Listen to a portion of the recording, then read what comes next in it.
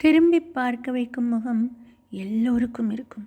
ஆனால் திரும்ப நினைக்க வைக்கும் குணம் ஒரு சிலருக்கு மட்டுமே இருக்கும். சில குற்றங்களை மன்னிப்பதாலும் சில குறைகளை மறப்பதாலும் தான் இன்னும் உறவுகள் நீடிக்கின்றன. பழகியவர்கள் பிரியும் போது கூட வலிக்கவில்லை. அவர்கள் பழக்கம் இல்லாதவர்கள் போல நடந்து கொள்ளும் போதுதான் வலிக்கிறது. தேவைக்கு தேடுபவர்களையும் ஆளுக்கு தகுந்தாற்போல் பேசுகிறவர்களையும் தூக்கி போட தயங்கவே கூடாது. அருகதை இல்லாத இடத்தில் அன்பை செலுத்திவிட்டு ஏமாந்து விட்டேன் என்று சொல்லக்கூடாது. தப்பித்து விட்டேன் என்று மகிழ்ச்சி கொள்ள வேண்டும்.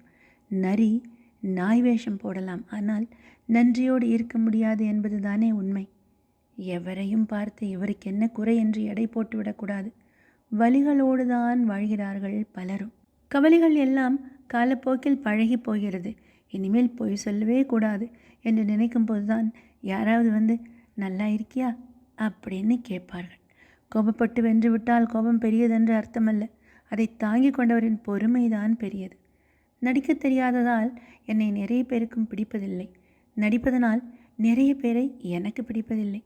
யார் மனதும் என்னால் புண்பட்டு விடக்கூடாது என்பதில் மிகவும் நான் கவனமாக இருக்கின்றதாலோ என்னவோ என் மனதை புண்படுத்த போட்டி போட்டு நிற்கிறார்கள் பலர். விட்டு கொடுத்து வாழ், தவறில்லை. ஆனால் நீ உன் வாழ்க்கையை விட்டு வாழாதே.